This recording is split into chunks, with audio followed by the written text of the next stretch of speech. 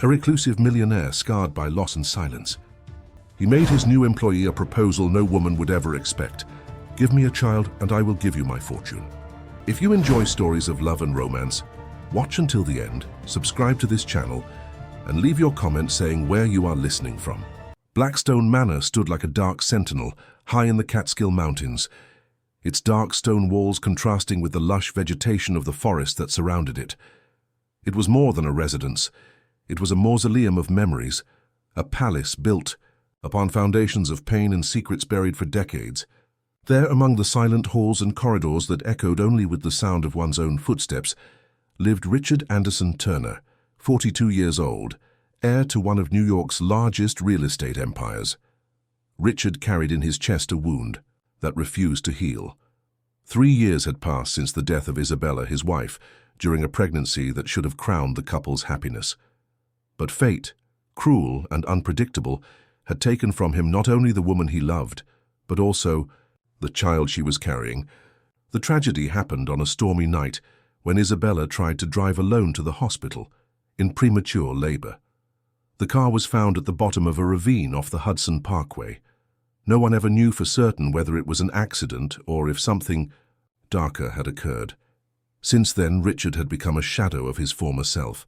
The man who once commanded business meetings with an iron fist, who closed million-dollar contracts with a simple handshake, now barely left his quarters in the mansion. His black hair, prematurely graying at the temples, framed a face marked by lines of suffering. His eyes, once bright like burning coal, now seemed like two opaque stones, reflecting only the emptiness that consumed his soul. The company continued to function, run by a team of loyal executives, but Richard had become a ghost in his own life. The mansion staff walked on tiptoe, whispering about the master who didn't sleep at night, who wandered the corridors like a tormented spectre. They said he talked to himself in his office, that he kept Isabella's room untouched, like a macabre sanctuary where her perfume still lingered. But there was something no one knew, a secret that Richard kept deep in his chest like a burning ember. Isabella was pregnant, yes, but the child wasn't his. In the last months of her life, she had confessed to an affair with the architect responsible for renovating the west wing of the mansion. Richard had discovered the betrayal on a rainy Thursday when he found love letters hidden in the drawer of her vanity. The pain of discovery had been like a punch to the stomach, but he had said nothing. He had simply swallowed his suffering and pretended nothing had changed. On the night of Isabella's death, she had tried to tell him something urgent over the phone, but he, overcome with anger and despair, had hung up on her. It was the last time they heard each other's voices, and now Richard carried not only the pain of loss but the crushing weight of guilt, and most importantly, an obsession that grew day after day like a malignant tumor in his mind, to have a child. Not out of love, not for happiness, but out of a sick need to repair what had been broken, to continue a legacy that threatened to die with him. That's when she arrived. Eliza Sanders was 24 years old and carried on her shoulders the weight of a lifetime of hardship. An orphan since age 8, she had been raised by the sisters at St. Rita's Convent in rural Virginia, in a strict education that mixed religious devotion with sexual repression. Her aunts, religious fanatics who saw sin in every gesture, every word, every thought, had molded her in an invisible straitjacket of guilt and fear. When the convent closed its doors due to lack of resources, Eliza found herself alone in the world, without family, without money, with only a suitcase of worn clothes and a letter of recommendation from the sisters. That's how she arrived in New York, this gigantic and frightening metropolis, where people ran without looking at each other, and where she felt smaller than a grain of sand lost on the beach.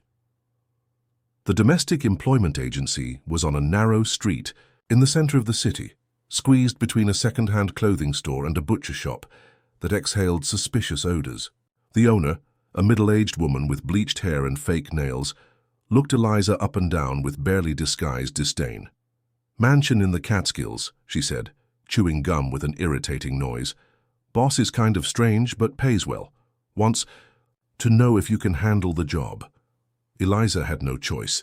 She accepted the position without asking questions, without negotiating the salary, without even knowing exactly what kind of work she would be doing. She only knew that she needed to survive, and that opportunity, as mysterious as it was her only chance to start over. The next day, a black car with tinted windows picked her up at the boarding house where she was staying. The driver, somber man in his 50s, didn't say a word during the entire trip. Eliza looked out the window, watching the city give way to residential neighborhoods and then to the dense forest of the mountains. The further they got from the center, the more her heart tightened with a mixture of anxiety and fear.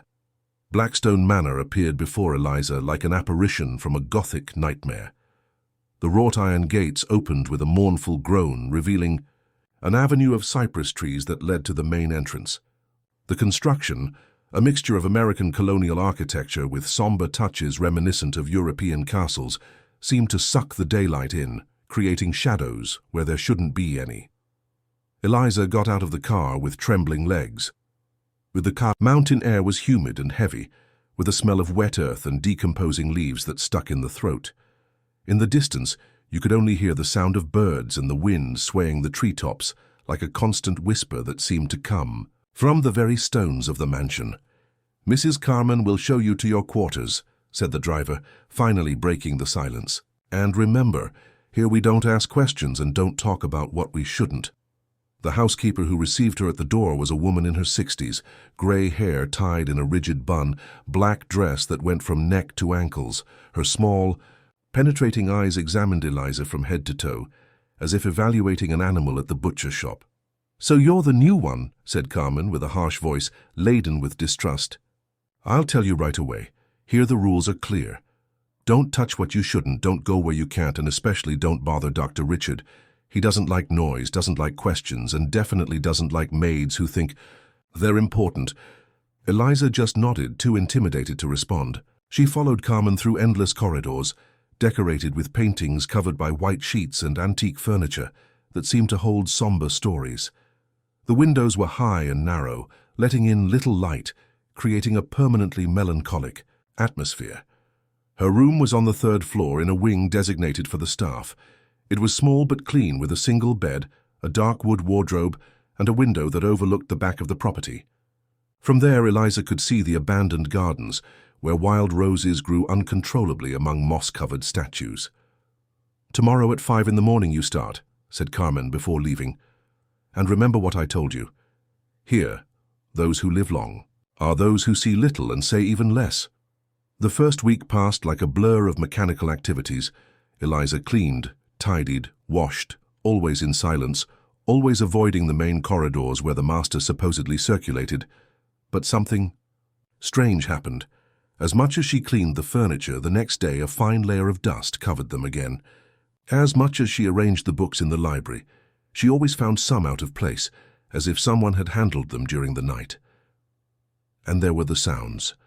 Footsteps on the floor above, when all the employees were on the ground floor. Doors that closed by themselves. The piano in the music room that sometimes played a melancholy melody in the early hours of the morning, waking Eliza with a start. When she asked the other staff about these things, they just shook their heads and changed the subject. It was on a rainy Tuesday that she saw him for the first time. Eliza was cleaning the crystal cabinet in the dining room when she heard heavy footsteps coming down the main staircase. Instinctively, she lowered her head and continued her work, but couldn't resist looking up for a second. And then she saw him. Richard Anderson Turner was exactly as she had imagined, and completely different at the same time. Tall, broad shoulders, elegant bearing, even wearing only a navy blue dress shirt with rolled-up sleeves and tailored pants. But it was his face that hypnotized her. Angular, with stubble that gave him a wild look, and most of all his eyes, two black abysses that seemed to carry all the suffering of the world. He stopped at the base of the stairs and looked directly at her. For a moment that seemed like an eternity. Their gazes met. Eliza felt as if he could see right through her, as if he knew every one of her secrets, every one of her wounds. Her heart raced, beating so hard she was sure he could hear it.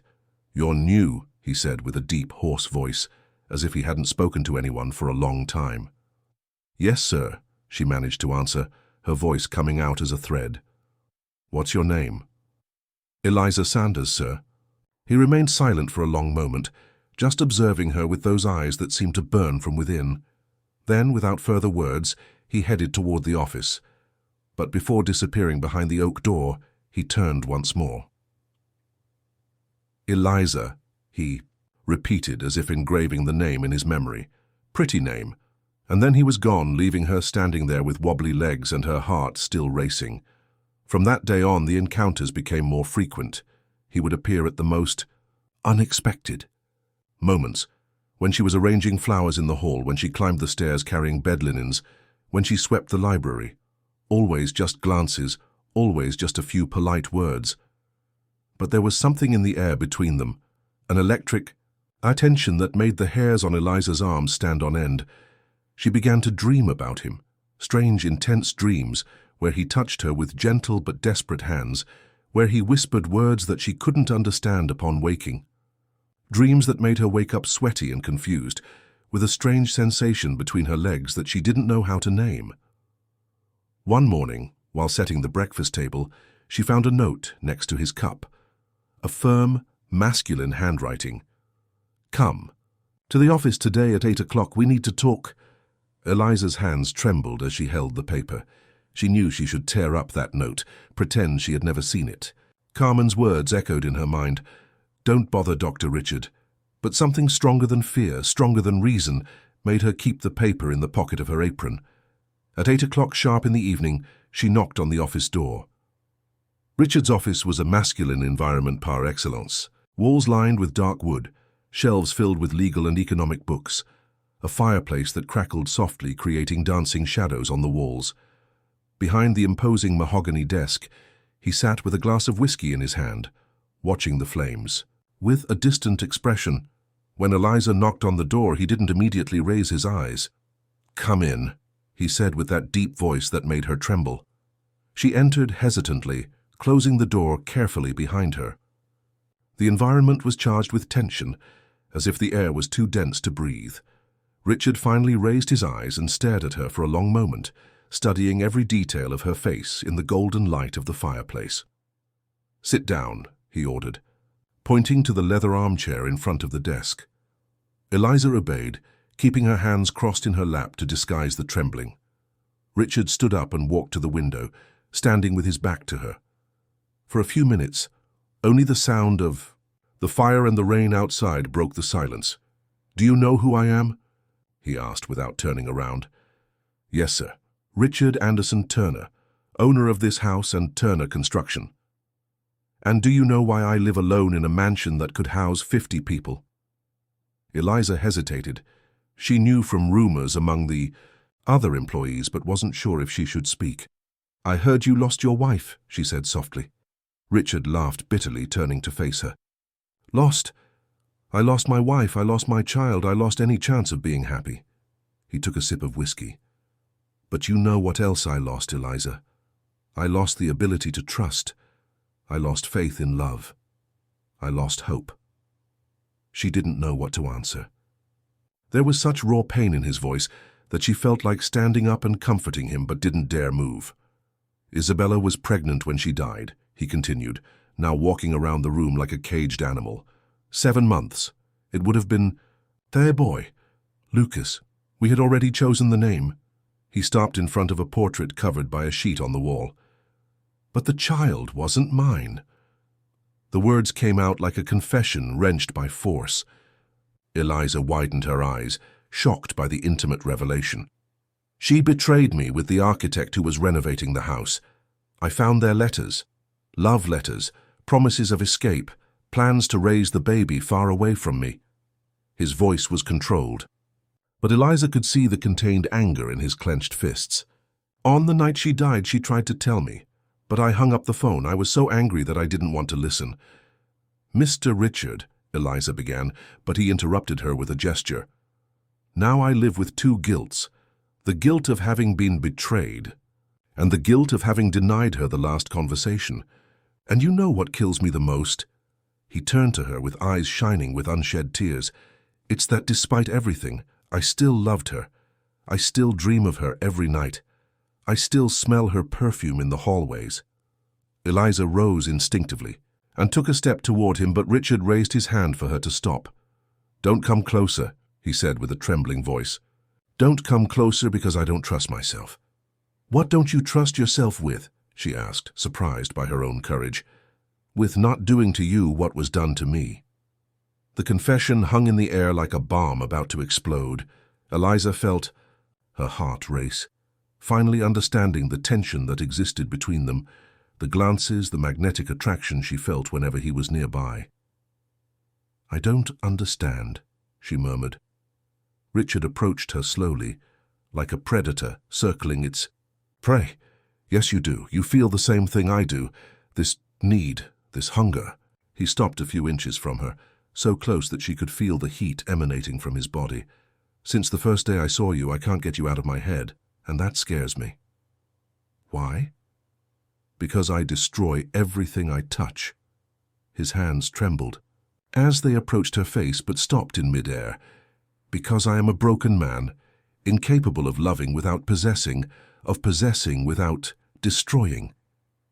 Eliza looked into his eyes and saw not only desire, but a pain so deep that it made her forget all the warnings, all the fears. "And what if I don't mind being destroyed?" The question hit him like a punch. Richard backed away, running his hands through his hair. "You don't know what you're saying." "Yes, I do." For the first time since entering the mansion, Eliza felt brave. "I know I've spent my entire life hiding, repressing myself, living in the shadow of what others expected of me. I know that when you look at me, it's the first time I feel alive." "Eliza." His voice was both a warning and a plea. "I also know that you're not a monster, just a man who has lost too much and is afraid of losing again." Richard stared at her for a long moment, and then, in a decision that would change both their lives forever, he made a resolution. "Very well," he said, going back behind the desk and sitting down with sudden formality. "If you really believe that, then I'll make a proposal that will shock you, that goes against everything you were taught to believe about relationships and morality." Eliza returned to the armchair, sensing that her life was about to take a completely unexpected turn. "I want you to have my child," he said directly, without beating around the bush. "Not a relationship, not marriage, not love, just an agreement. You get pregnant, carry the pregnancy to term. Give me the heir I need, and in return receive an amount that will secure your future forever." The silence that followed was deafening. Eliza felt as if the floor had disappeared beneath her feet. "A contract," continued Richard, taking a document from the drawer. "Everything is already specified here. Your obligations, my duties, the value you will receive. It's a business proposal, Eliza. Cold, practical, without emotional involvement." She looked at the paper with disbelief. "Are you serious?" "Completely." His eyes were hard as stone now. "It's the only way we can get what we both want without hurting each other. You want financial security, a better life. I want a child, an heir. We make the deal, we fulfill our parts, and each goes our own way. And if I get pregnant, if I feel something for the baby, the child will be mine, only mine. You will have no rights over him." The coldness in his voice was cutting. "That's the condition." Eliza rose abruptly, feeling nausea. "Do you think I'm a prostitute? I think you're an intelligent woman who recognizes an opportunity when she sees one." Richard remained impassive. "Think carefully, Eliza. What else does life have to offer?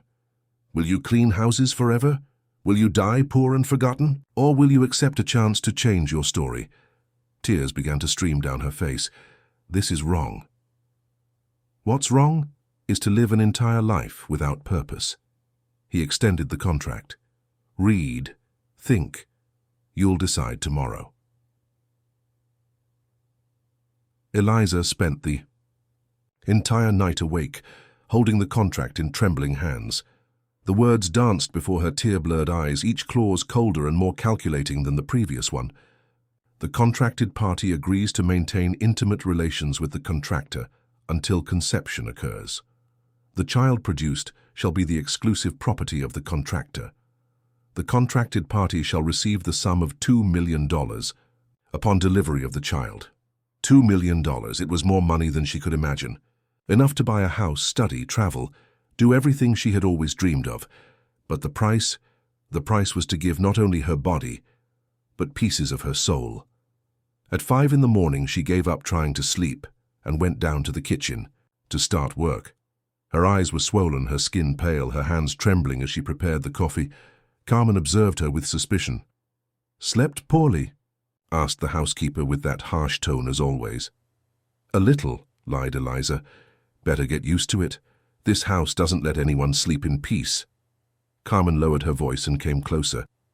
"Listen to advice from someone who has worked here for 20 years. Whatever Dr. Richard has offered you, refuse. He is a good boss, but he is a dangerous man when he wants something." "Dangerous how?" Carmen looked around to make sure they were alone. "There have been others before you. Young, pretty maids. One of them, Fernanda, got pregnant. He sent her away the same day. She was never heard from again." Eliza's blood froze. "Are you sure?" "I have eyes in my head, girl, and I've seen a lot in this house." Carmen grabbed her hand tightly. "If he made you an indecent proposal, leave. Here today, some things aren't worth any amount of money." But Eliza couldn't leave. She had nowhere to go, no money to return to Virginia, no one in the world who would care if she disappeared. And more terrifying still to admit, a part of her, a dark part that she tried to suffocate, was tempted by the proposal. The day passed like a fog. She performed her tasks mechanically, avoiding places where she might encounter Richard, but at 7 in the evening, when she was storing cleaning products, she heard footsteps behind her. "So?" The deep voice made her shiver all over. "Have you reached a decision?" Eliza turned slowly. Richard was leaning against the pantry door, wearing a dark suit that accentuated his somber beauty. His eyes studied her with intensity, looking for signs of her answer in her face. "I need to understand a few things," she said with a trembling voice. "Speak. Why me? Why not look for a woman of your social class, someone who would agree to this without hesitating?" Richard approached, making her back up until her back touched the wall. "Because women of my social class want marriage, want love, want promises I can't keep. You're different, you're pure, innocent. Innocent enough to be deceived? Innocent enough to give me what I need without emotional complications." He placed a hand on the wall beside her head. "You know what the truth is, Eliza? I've had enough women to realize that they all want the same thing.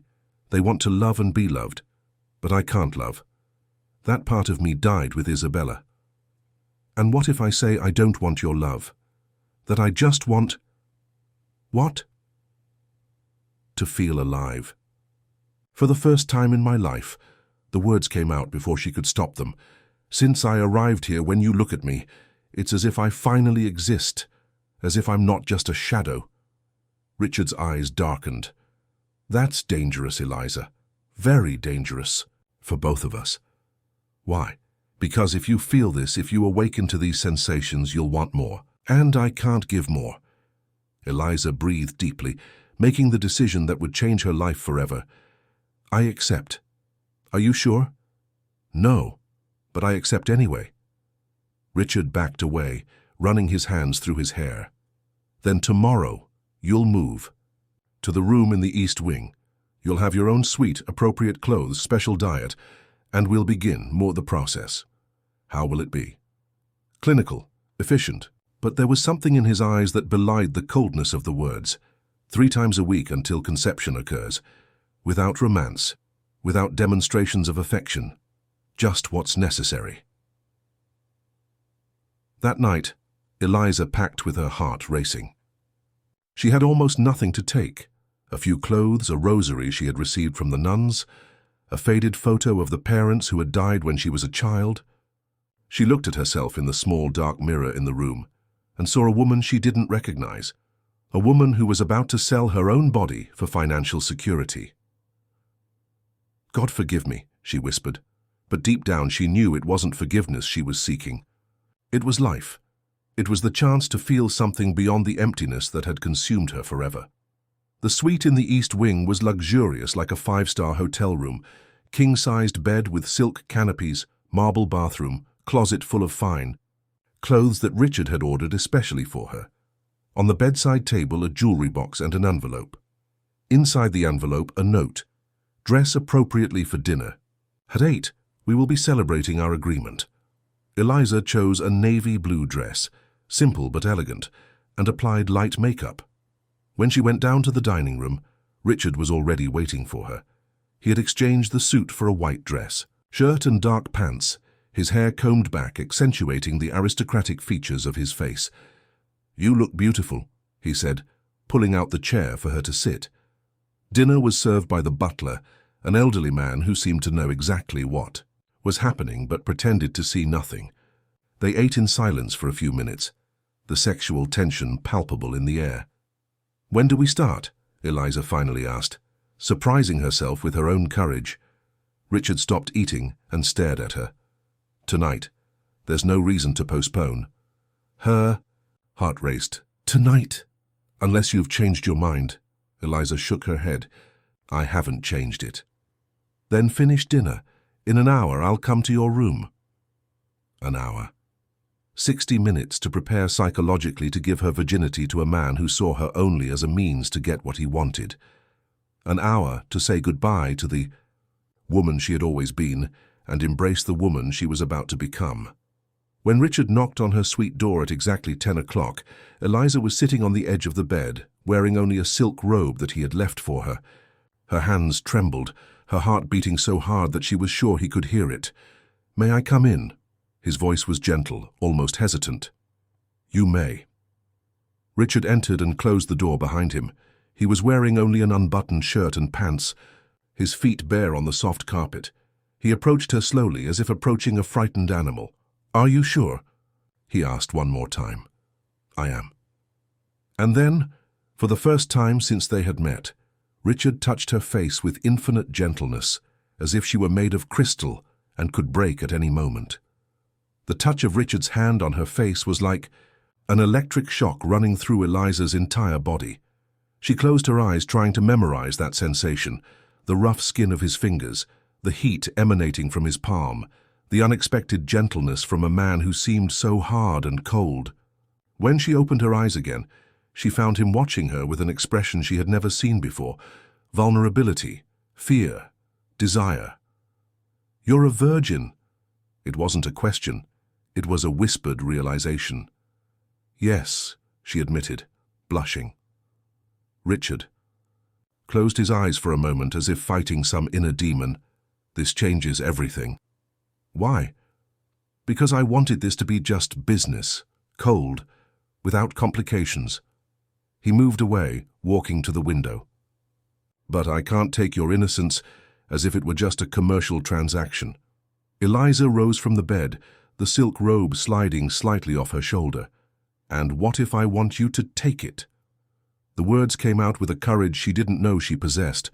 Richard turned abruptly, his eyes dark as a storm. "You don't know what you're saying." "Yes, I do." She walked to him, stopping just inches from his body. "I know I've spent 24 years waiting for someone to look at me the way you look. At me. I know I've never felt for anyone what I feel for you, and I know that if I don't do this now, I'll spend the rest of my life wondering what it would have been like. Eliza." His voice was both a warning and a plea. "Make me your woman, Richard, even if just for one night." His name, leaving her lips without the formal treatment, was like breaking the last barrier between them. Richard pulled her against his body with a desperate urgency, capturing her lips in a kiss that was part hunger, part desperation. She melted against him, feeling for the first time the taste of a man, the weight of his body, the strength of his arms around her waist. When they separated, both were breathless. "It won't be gentle," he warned, his voice hoarse with desire. "It's been a long time since I've touched a woman, and I've never wanted one the way I want you." "It doesn't need to be gentle. It needs to be real." Those words released something primitive in him. Richard picked her up as if she weighed nothing, carrying her to the bed. He placed her carefully on the silk covers and stood, just watching her in the golden light of the bedside lamps. "You're beautiful," he said, his voice laden with an almost reverent admiration. "More beautiful than someone like me deserves." "Eliza," extended her hand, touching his chest through his shirt. Then make me yours before you change your mind. What happened in the hours that followed was a dance as old as time, but as new as the first dawn. Richard undressed her slowly, kissing each piece of skin he revealed, whispering words that she couldn't decipher, but that made her entire body tremble.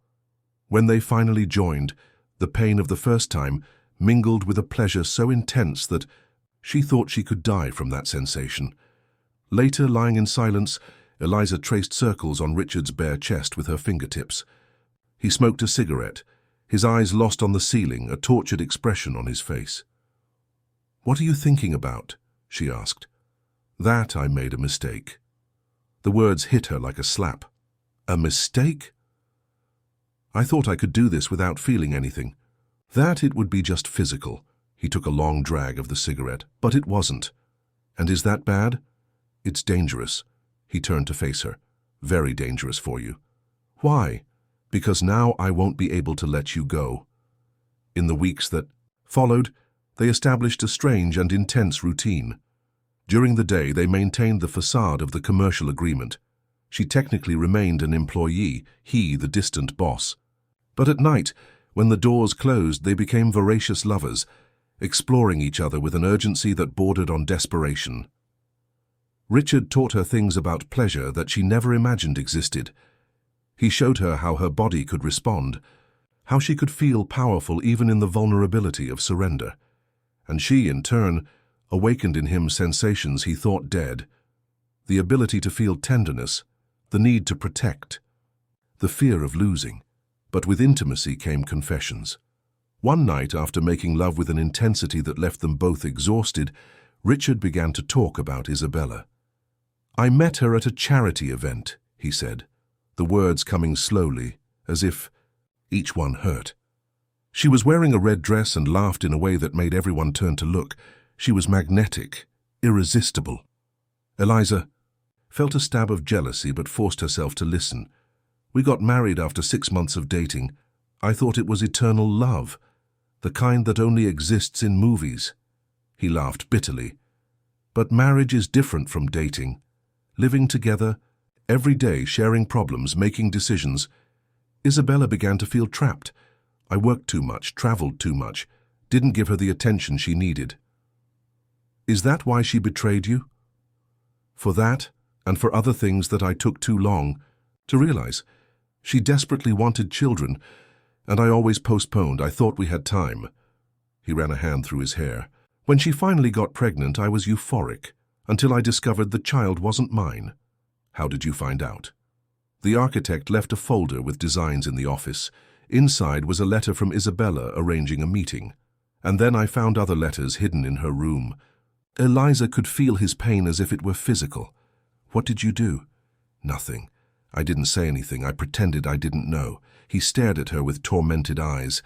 "You know what my first reaction was? It wasn't anger. It was relief. Relief. Because I finally had an explanation for why our marriage had been cold for so long. Why she didn't look at me the same way anymore. Why we made love like strangers." He got up from the bed, walking naked to the window. "But then came the anger, and then the guilt, and then a sick obsession to get her back." "Is that why she tried to call you on the night of her death?" "Yes, she wanted to tell me about the baby, about the real father. She wanted to explain." His voice broke, and I hung up on her. The last thing I said to my wife was, "Don't bother me now, Isabella." Those were our last words. Eliza got up and went to him, embracing him from behind. "You didn't know she was going to die. But I knew she needed to talk to me. And I chose my wounded pride instead of trying to save our marriage." He turned in her arms. "That's why I need a child, Eliza. To prove to myself that I can create something instead of just destroying." "And what if what we're doing isn't just about the baby?" "What do you mean? What if we're falling in love?" The question hung in the air like a time bomb. Richard stared at her for a long moment before responding. "Then we'll be making the biggest mistake of our lives." But even saying this, he kissed her with an intensity that belied his words, and that night they made love with a new urgency, as if they knew time was running out. 2 months later, Eliza discovered she was pregnant. Pharmacy test showed 2 clear pink lines. She sat in the marble bathroom of the suite for almost an hour, looking at that piece of plastic that would change everything. What should have been a victory, the successful conclusion of her agreement with Richard, felt like a death sentence. Because, at some point between the nightly encounters, the whispered confessions at dawn and the glances that lasted longer than they should, she had fallen hopelessly in love with him. And now, with the baby growing in her womb, she would have to fulfill her part of the agreement, deliver the child, and leave his life forever. When she went down to dinner that night, Richard immediately noticed that something had changed. She was paler, quieter, pushing food around without eating. "Did something happen?" he asked, setting down his fork. Eliza breathed deeply. "I'm pregnant." The silence that followed was deafening. Richard remained completely still, as if the words needed time to make sense in his mind. When he finally reacted, it was with an explosion of joy she hadn't expected. "Are you sure?" He rose from his chair, his eyes shining. "I took 3 tests, all positive." Richard walked to her and pulled her into a tight embrace, twirling her through the air. "We did it, Eliza, we did it." But her joy was mixed with a deep pain. "We did it," he had said, as if they were a normal couple celebrating a planned pregnancy, as if this were the beginning of a family, not the end of everything between them. "Tomorrow we'll make an appointment with the best obstetrician in New York," said Richard, still euphoric. "And you need to stop any heavy activity. In fact, I'm going to hire a nurse to accompany you right away." "Richard? And the baby's room. We need to choose the baby's room and start decorating. Will it be a boy or a girl?" "It doesn't matter. We'll make it neutral first until we know—" "Richard, stop." He stopped mid-sentence, noticing the sadness in her voice. "What's wrong? Aren't you happy?" How to explain that she was happy and devastated at the same time? How to say that she wanted this baby more than anything in life but couldn't have it? How to confess that she loved him hopelessly, precisely when she should be preparing to lose him? "I'm just tired," she lied. "It's normal in the first weeks." From that day on, Richard transformed into an obsessed guardian. He hired a private nurse, a nutritionist, even a psychologist specialized in pregnant women. Eliza had to take specific vitamins, do light exercises, meditate, listen to classical music to stimulate the baby. He controlled every aspect of her, routine with military precision. And paradoxically, the more he cared for the baby, the more he distanced himself from her as a woman. The intimate encounters ceased completely. He no longer touched her, no longer kissed her, barely looked into her eyes. It was as if, with the pregnancy confirmed, she had ceased being Eliza to become merely a container for his air. "Why don't you touch me anymore?" she asked one night when he came to check if she had taken her vitamins. "I don't want to harm the baby. The doctor said it's safe until the 7th month. I prefer not to risk it." But there was something more in his eyes, fear, as if touching her now meant allowing himself to feel something he couldn't afford to feel. It was during a medical appointment, in the 4th month of pregnancy, that everything began to crumble. Dr. Henry Simpson, one of the most renowned obstetricians in the city, was explaining the results of the tests when he casually asked a question. "By the way, have you already done the paternity test?" The atmosphere in the room changed instantly. Richard stiffened in his chair. "Why would I do a paternity test?" he asked, his voice dangerously low. "Oh, I'm sorry," said the doctor, clearly embarrassed. "I just assumed it's that your secretary mentioned that you weren't married, and nowadays many couples do the test for legal reasons." "My secretary said what?" Eliza felt her blood freeze. In the waiting room, while Richard was handling some paperwork for the appointment, the secretary had asked questions about their relationship. She had tried to be discreet, but "I didn't say anything important," she whispered to Richard on the way back home. "Just that we weren't married." "And what else?" "Nothing else." But his silence during the entire trip terrified her. When they arrived at the mansion, Richard went straight to his office and locked the door. Eliza tried to speak to him, but he wouldn't respond. It was Carmen who told her what had happened. "He called a private detective," whispered the housekeeper. He's investigating you, wants to know everything about your past, about your family, about any man you've ever been involved with. But I've never been involved with anyone.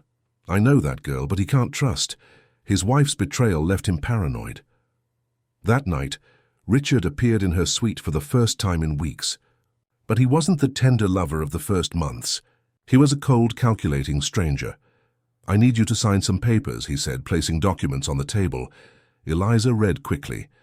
They were prenatal DNA tests, consent for background investigation, even an additional clause to the original. Contract establishing penalties if any lie about her previous life was discovered. "You think I lied to you?" she asked, her voice trembling with hurt.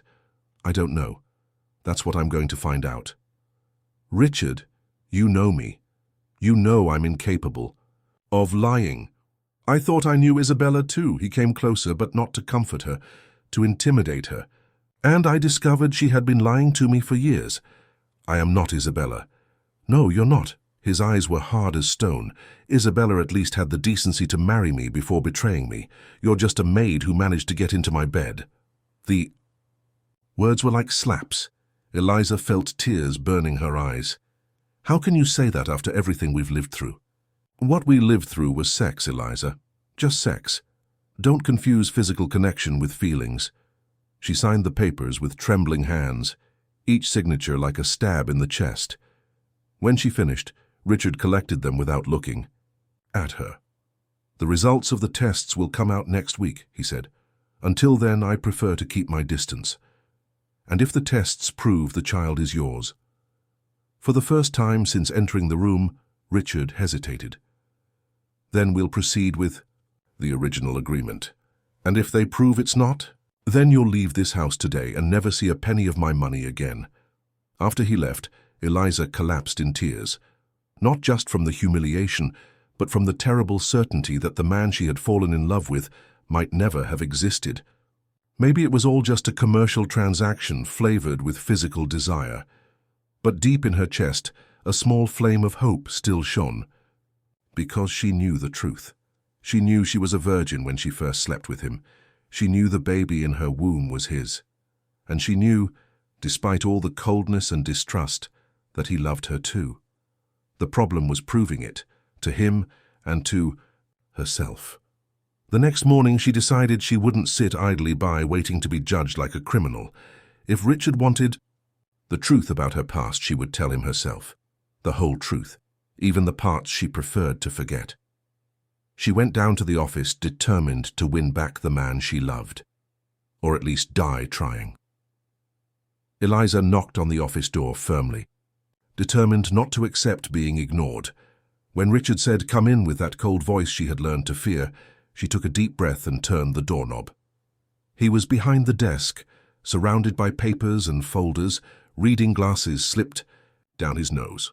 When he saw her, he removed his glasses slowly and stared at her with an indecipherable expression. "We need to talk," she said, closing the door behind her. "We have nothing to talk about until the test results come back." "Yes, we do." Eliza walked to the front of the desk, planting her hands on the mahogany top. "You want to know the truth about my life?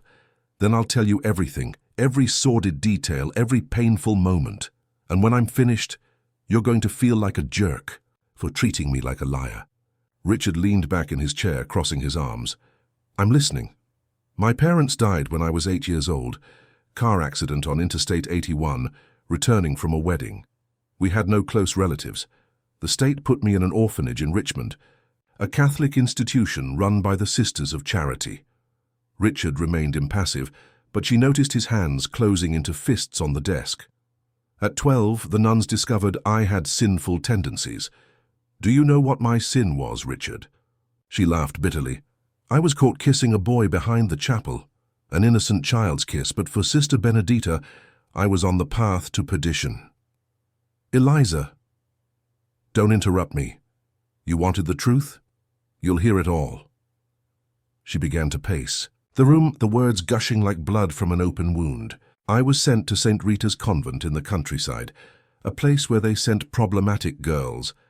There I learned that my body was a temple that didn't belong to me, that any impure thought was a mortal sin, that sexual desire was the work of the devil. Richard stood up, going to the window. "You don't need to—" "Yes, I do." Eliza slammed her fist on the desk. "You think I lied, that I hid some promiscuous past. Want to know what my sex life was before you? Zero. Absolutely zero. At 16, when girls my age were already experimenting, already falling in love, I was still being taught that touching myself was a sin." She stood in front of the window where he was, forcing him to look at her. "When I turned 18, I tried to leave the convent. You know what happened? The nuns convinced me that I couldn't survive in the outside world, that it was better to stay, help with the younger children, live a life of service to God." Tears were streaming down her face now. "I spent 6 years in that place, Richard. 6 years watching my youth being wasted because I was too cowardly to fight for my freedom." "Why did you leave then?" "Because the convent closed.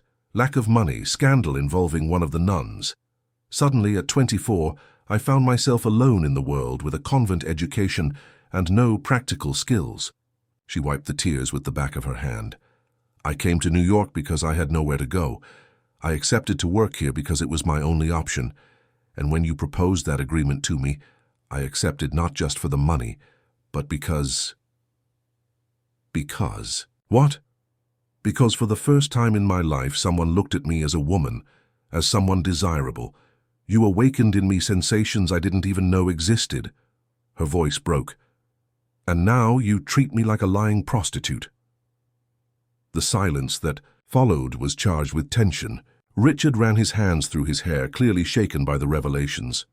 "Eliza, No." She raised her hand to interrupt him. "I'm not finished yet. You want to know why I'm so certain this baby is yours? Because you were the only man who ever touched me. The only one who ever kissed me. The only one who ever saw my body naked." She placed her hands on her slightly rounded belly. "This baby was conceived in love, even if you deny that what we felt is love." "It wasn't love," said Richard, but his voice lacked conviction. It was what? Desire, physical need. Eliza moved closer to him, until they were almost touching. "Then why did you say my name when you slept? Why did you hold my hand when you thought I didn't notice? Why did you cry when you told me about Isabella?" Richard backed away, clearly uncomfortable with the proximity. "That doesn't mean anything." "It means everything." Eliza placed her hand on his chest, feeling his racing heart beneath her palm. "Your heart is beating fast right now, just like mine, just like every time we were together." "Stop. Why are you afraid, Richard? What are you afraid of? Of you being like her?" The answer exploded from him like a cry of pain. "Of falling in love again only to discover it was all a lie." "But I'm not her. How can I be sure? Isabella also seemed innocent in the beginning. She also said she loved me. She also carried my child in her womb." His voice broke. "And in the end, it was all a lie." Eliza felt her heart breaking at seeing the raw pain in his eyes. "Because you can't accept that maybe Isabella truly loved you, but that sometimes love isn't enough." "What do you mean?" "That maybe she fell in love with another man without planning to. That maybe she fought against it but couldn't avoid it. That doesn't make the love she felt for you any less real." Richard stared at her as if she had just uttered a blasphemy. "Love isn't betrayal, Eliza. No, but love isn't possession either. It isn't control. It isn't distrust." She touched his face gently. "And it definitely isn't punishing one person for another's mistake." For a moment, Richard allowed himself to be touched. For a moment, she saw the man who had fallen in love with her through the mask of ice he wore. But then he moved away again. "The tests will show the truth," he said, returning behind the desk as if it were a barricade. "Until then, keep your distance. And if the test confirm the baby is yours, what will change? Nothing. The agreement remains the same. Even knowing that you love me, I don't love you." "Liar." Eliza walked to the door, stopping with her hand on the doorknob. "You love me so much that you're terrified, because this time, if I betray you or abandon you, you won't survive." She left before he could respond, leaving him alone with her words echoing in the silent office. That night, Eliza couldn't sleep. She stood at the window of her suite, looking at the gardens illuminated by the full moon, her hands resting on her belly where her child was growing. She knew she had planted seeds of doubt in Richard's mind. Now she needed to wait and see if they would bear fruit. But while she waited, an unexpected discovery was about to change everything. The next morning, while arranging some books in the library, Eliza found a forgotten folder behind one of the volumes. Inside, handwritten letters with a delicate feminine handwriting. Letters from Isabella, and what she read in them would forever change her understanding of what really happened at Blackstone Manor. The letters from Isabella trembled in Eliza's hands as she read each word with growing horror and comprehension. They weren't love letters to the architect, as Richard believed. They were unsent letters to a sister who lived in Portugal, written as a form of unburdening, of putting on paper the torments that consumed Isabella's soul. "Dear Lucia," said the first letter, dated 6 months before the death. "I don't know what to do anymore. Richard is increasingly distant, more obsessed with business. I tried to get pregnant for 2 years, but nothing happens. Doctors say there's no problem with me or with him, but he started to blame me. Says I'm too stressed, that I don't take care of myself, that I don't deserve to be a mother." Eliza felt a lump in her throat. She continued reading. "The worst part is that I've started to believe him. Maybe I really am not meant to be a mother. Maybe there's something wrong with me that the doctors can't find. Richard hardly touches me anymore. We've slept in separate rooms for 3 months. When I try to talk, he says he's too busy for hysterical woman drama." Tears began to stream down Eliza's face. The woman portrayed in these letters was not the calculating traitor that Richard had described. She was a lonely woman, desperate for affection and attention from her husband. The second letter was even more revealing. "Lucia, something terrible and at the same time wonderful has happened. I met someone. Mark, the architect who's renovating the West Wing. He treats me like Richard used to treat me in the beginning. He listens to me, makes me laugh, makes me feel beautiful again. I didn't plan to fall in love, but how can you control the heart?" Eliza swallowed hard and continued. "Reading, I know it's wrong. I know I'm betraying my marriage vows, but I feel like I'm dying inside in this house. Richard doesn't want me as a woman anymore, just as a pretty trophy for his social meetings. Mark wants all of me, desires me, loves me." The third letter, written just a month before the death, made Eliza's blood freeze. "I'm pregnant, Lucia. Finally pregnant. But the father is Mark, not Richard. I don't know what to do. If I tell Richard the truth, he'll throw me out of the house and will never recognize the child. If I lie, I'll be building our family on a lie. Mark wants us to run away together, to raise the baby far from here. But I still love Richard despite everything. I still hope that maybe with a child we can be happy again." But it was the last letter, written just 2 days before the accident, that revealed the most shocking truth. "Dear sister, I discovered something terrible. Richard knows about Mark. He found our letters. Last night he confronted me, but not in the way I expected. He didn't yell, didn't curse me. He just said, 'I know everything, Isabella, and you're going to pay for it.' I'm scared, Lucia. There's something in his eyes I've never seen before, something dangerous. I'm going to try to talk to him again tonight. I need to explain that I didn't plan to fall in love with Mark, that I still love him, that we can try to rebuild our marriage. The baby can be our new beginning, even if it's not biologically his. But if something happens to me, if I can't write to you anymore, know that I tried to do what was right." The letter ended abruptly, as if Isabella had been interrupted in the middle of writing. Eliza stood in the library for almost an hour, processing what she had read. The version of events that Richard had told her was true, only in part. Isabella had indeed betrayed her husband and gotten pregnant by another man. But she wasn't the calculating and cruel woman he painted. She was a desperately love-starved woman who made a mistake and paid for it with her life. And more frightening still, Richard knew about the betrayal before Isabella's death. He knew and had threatened to make her pay. And on the night of the accident, She was going to meet him to try for a reconciliation. Eliza felt a chill run down her spine. Could it be possible that Isabella's death hadn't been an accident? At that moment, she heard footsteps in the hallway. Quickly, she put the letters back in the folder and pretended to be organizing the books. Carmen entered the library carrying cleaning supplies. "Good afternoon, girl," said the housekeeper, but stopped when she saw Eliza's expression. "Is everything okay? You're pale." "Carmen," said Eliza hesitantly, "can I ask you a question about the night Mrs. Isabella died?" The housekeeper looked around nervously and came closer. "Why do you want to know about that?" "Just curiosity. It must have been terrible for everyone here." It was. Carmen sighed heavily, especially because they had fought terribly. That afternoon, fought. Like I've never seen her, crying, begging him, shouting terrible things. Afterwards he left in the car, slamming doors. He came back only in the early hours, drunk as a skunk. And Mrs. Isabella? She stayed locked in her room all day. Only came out when she heard he had returned. Said she was going to talk to him, try to explain herself. Carmen shook her head. "It was the last time I saw her alive." "What time did she leave?"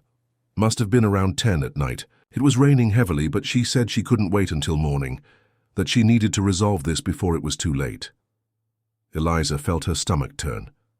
"And Dr. Richard? Where was he when she left?" "In his office. Drinking. When the police arrived in the early morning to give the news, he was still there, passed out in the armchair." "Do you think it was really an accident, Carmen?" The question made the housekeeper turn pale. She looked around once more before answering in a whisper. "Girl, there are things in this house that it's better not to question. But I'll tell you one thing. That night after the police left, Dr. Richard burned a pile of papers in the fireplace. And since then, he's never been the same." Carmen's words echoed in Eliza's mind for the rest of the day. When night came, she couldn't stop thinking about the letters, the revelations, the terrible possibility that was beginning to form in her mind. It was almost midnight when she heard footsteps in the hallway. She immediately recognized Richard's gait. He stopped in front of her door for a long moment before knocking. "Eliza, can you open up? I need to talk to you." She opened the door and found him with an expression she had never seen before. It wasn't the calculating coldness of the past few days. It was something close to panic. "The test results arrived," he said, extending a sealed envelope. Eliza looked at the envelope, knowing that her life was about to change again. "And I haven't opened it yet. I wanted you to be present." "Why?" Richard ran his hands through his hair, vulnerability stamped on his face. "Because if the baby isn't mine, I don't know how I'll react. And if it is, I don't know either." Eliza took the envelope with trembling hands. "Do you want me to open it?" He nodded. She tore the seal and removed the official paper from the laboratory. She read quickly and raised her eyes to find Richard watching every expression on her face.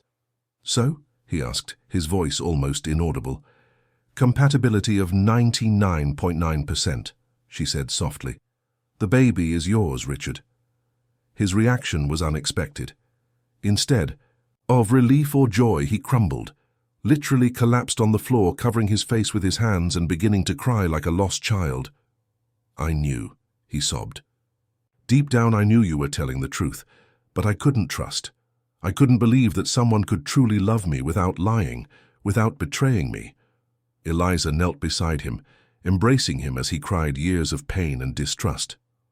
"Richard," she whispered, "I need to tell you something about Isabella, about the night she died." He raised his tear-stained face. "What do you mean?" "I found letters from her, the truth about what happened. And there, in that silent room, with the rain beating on the windows just as on that fateful night 3 years before, Eliza told Richard everything she had discovered. And finally, for the first time since Isabella's death, he knew the whole truth. The confession in the letters fell upon Richard like a hammer. He listened to every word from Eliza in absolute silence, his face passing through a range of expressions: shock, pain, guilt, And finally, a devastating understanding of what had really happened on that fateful night. She was trying to save our marriage, he whispered after Eliza finished. She went out in that storm because she wanted to ask my forgiveness, wanted to try to start over. And you? I was so full of hatred, so much anger. He covered his face with his hands. When I discovered the letters, when I knew of the betrayal, something broke inside me. I wanted her to suffer like I was suffering. What did you say to her that afternoon? Terrible things. I said she was a liar, a prostitute. I said I would never forgive her, that I would make her life a living hell. Tears were flowing freely down his face now. The last thing I shouted was that I would rather see her dead than see her with another man. The silence that followed was laden with pain. Eliza could feel the weight of guilt crushing Richard, the belated understanding that his cruel words had pushed Isabella onto that dark, rainy road. It wasn't your fault that she died, said Eliza gently. Wasn't it? If I had been less proud, less cruel, if I had listened when she tried to call me, maybe she wouldn't have gone out that night. Or maybe she would have anyway. Maybe the accident would have happened regardless. Eliza took his hands in hers. You don't control fate, Richard. You weren't God to decide who lives or dies. But I wished for her death. For a few seconds, when I discovered the betrayal, I really wished she would die. And regretted it the very next instant. I know that because I know you. I know that no matter how hurt you were, you still loved her. Richard stared at her with eyes red from tears. How can you be so sure? Because it's the same way you love me now. Desperately. Afraid of losing but unable to let go. The admission hung between them like a final truth that could no longer be denied. Richard breathed deeply, as if finally allowing himself to feel what he had denied for months. I love you, he said, the words coming out like a painful confession. I love you so much it terrifies me, because now I know what I'm capable of when I love someone, how much I can destroy when I feel betrayed. But you didn't destroy me. Even when you doubted me, even when you treated me badly, you never destroyed me. I still could do that. You won't. Eliza placed his hand on her belly, because now it's not just about the two of us. It's about him too. For the first time, Richard consciously touched the belly where his child was growing. His eyes filled with tears again, but now they were tears of a different emotion. A child, he murmured. Our child. Ours, she confirmed. Not just yours. Ours.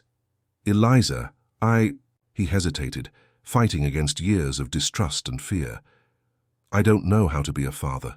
I don't know how to be a real husband. All I know is how to destroy. Then we'll learn together. You and me. A real family. Family, Richard repeated. The word as if it were foreign. Can we really be a family? After everything that's happened, all the lies, all the suffering? We can be whatever we want to be. The past doesn't define our future. That night, for the first time in months, Richard slept in Eliza's arms. They didn't make love. She was tired with the pregnancy, and he was still processing the revelations about Isabella. But they embraced, finding comfort in each other, slowly beginning to heal wounds that seemed incurable. In the weeks that followed, Richard gradually transformed into the man Eliza always knew he could be. Gentle, but not controlling, protective, but not possessive. They converted one of the rooms into a nursery, painting the walls a soft yellow and filling the space with delicate furniture and soft toys. More importantly, Richard began to talk about the future, no longer as a man obsessed only with having an heir, but as a father eager to meet his child, to teach him to walk, to watch him grow. I want him to have a happy childhood, he said one afternoon as they assembled the crib together. I want him to grow up knowing he is loved, that he has a real family. He will, promised Eliza. We will give him that. What if I ruin everything? What if my destructive nature appears? Then I'll be there to remind you who you really are, to pull you back when you get lost. It was during one of these conversations that Richard made the decision that would definitively change their lives. Marry me, he said suddenly without preamble. Eliza stopped folding baby clothes and stared at him. What? Marry me. Not because of the baby, not because of the agreement. Marry me because I love you and can't imagine my life without you. Richard, I know I'm not the ideal husband. I know I have problems, traumas that sometimes I'm difficult to deal with. But I promise I'll spend the rest of my life trying to be the man you deserve.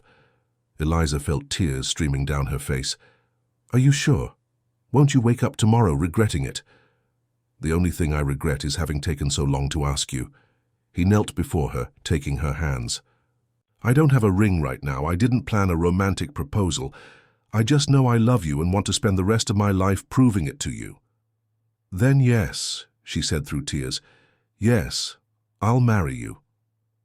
They got married in a simple ceremony at the town chapel, with only Carmen and a few close staff members as witnesses.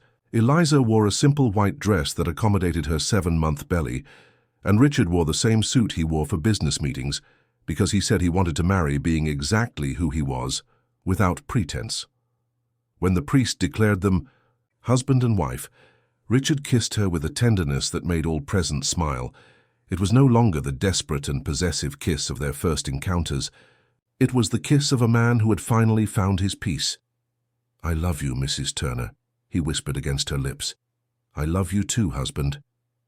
But even with all the happiness, a shadow still hung over Blackstone Manor. The ghosts of the past hadn't disappeared just because they had found love.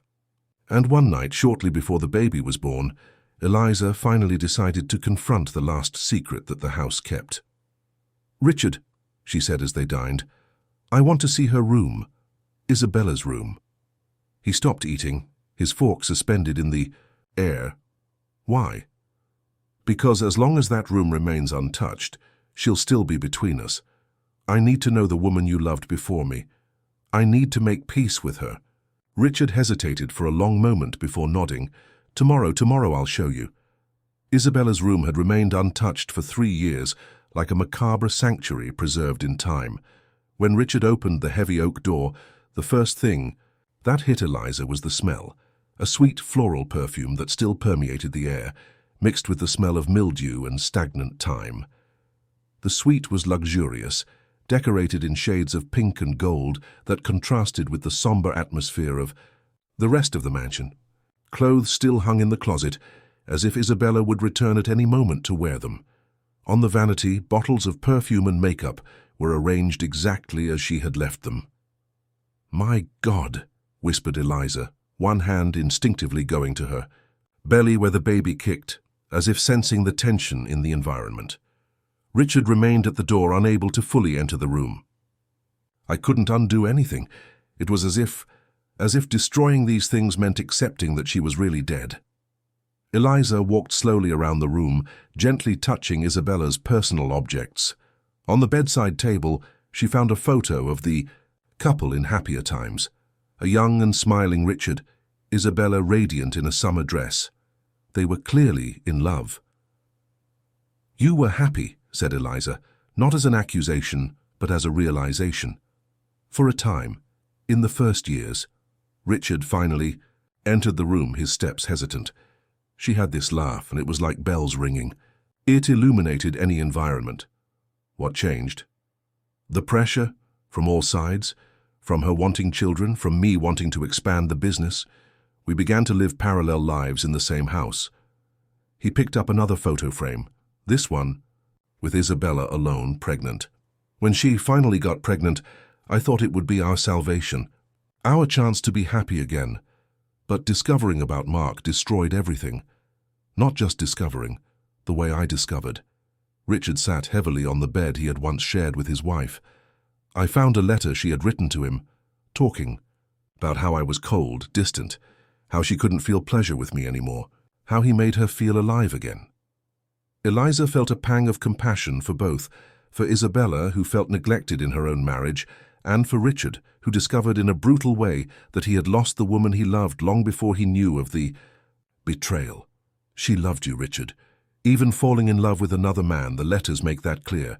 The love for you never died. How can you love two people at the same time? It happens. The human heart isn't logical or simple. Eliza approached him. You yourself said you loved her even after discovering the betrayal. Love isn't something you turn off like a faucet. Richard was silent for a long moment, processing her words. Then, slowly, he began to collect some of Isabella's more personal things: the hairbrush, the favorite perfume, some jewelry. What are you doing? Asked Eliza. What I should have done 3 years ago, saying goodbye to her properly. Together, they carefully packed Isabella's most intimate belongings. Richard decided to donate the clothes to charity, but kept some photos and jewelry to one day show his son. Not the son Isabella was carrying when she died, but the son he and Eliza would have together. I want our boy to know that there were other important people in my life, he said, but that he and you are my present and my future. When they finished clearing the room, it was already night. Eliza was exhausted. The advanced pregnancy made any activity more tiring. It was then that they felt the first contraction. Richard, she said, her voice tense, one hand supporting herself on the wall. He ran to support her. What is it? I think it's time. The next few hours were a whirlwind of activity. Richard called the doctor, prepared the bag that had been ready for weeks, tried to stay calm while Eliza breathed through contractions that were increasingly intense and frequent. But when they arrived at the hospital, something unexpected happened. The contractions stopped completely. False labor, explained Dr. Simpson. It's common in first pregnancies. The body is preparing, but it's not time yet. They returned home at the end of dawn, exhausted but relieved. It was only when they were climbing the stairs of the mansion that Eliza noticed something different. The atmosphere of the house had changed. It seemed lighter, as if an invisible weight had been removed. Do you feel that? She asked Richard. What? The house, it seems, at peace. Richard stopped and looked around. She was right. For the first time since Isabella's death, Blackstone Manor didn't seem haunted by ghosts of the past. Maybe she has finally found rest, he said softly. 3 days later, on a sunny spring morning, Eliza finally went into real labor. This time, there were no false hopes. The contractions were regular, intense, unstoppable. The delivery was long but without complications. Richard remained by Eliza's side throughout the entire process, holding her hand, whispering words of encouragement, crying with her through each wave of pain. And then, at 3:47 p.m. on a Tuesday, Michael Turner Sanders was born. 8 pounds and 2 ounces of perfect baby, with his father's dark hair and his mother's brown eyes. When the doctor placed the boy in Eliza's arms, the whole world stopped. Look what we made, she whispered, tears flowing freely down her face. Richard touched his son's little face delicately, as if afraid of breaking him. He's perfect. Absolutely. Perfect. Just like his father, joked Eliza. No, he's going to be better than his father, much better. That night, already home with the baby, the three of them settled in the master bedroom, the same room where everything had begun with that cold and calculating proposal months before. But now it was different. Now it was a nest of love where a true family had been born. I can't believe he's ours, said Richard, watching Michael sleep between them. Believe it, and he's just the beginning. What do you mean? Eliza smiled. Mischievously. I want a daughter too, in about 2 years. A daughter. A tiny little girl with your stormy eyes and my stubborn ways. God help us, laughed Richard, but his eyes shone with the idea. Promise that we'll give them everything we didn't have? A stable family, parents who love each other, a house full of laughter? I promise. Richard gently kissed her forehead.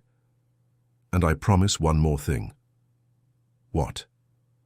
That I'll spend the rest of my life thanking you for saving me from myself, for teaching me that love doesn't need to destroy to be real. You saved me too. You taught me that I can be strong and vulnerable at the same time, that I can trust, in love without fear. They fell asleep like that, embraced with their son between them, finally at peace.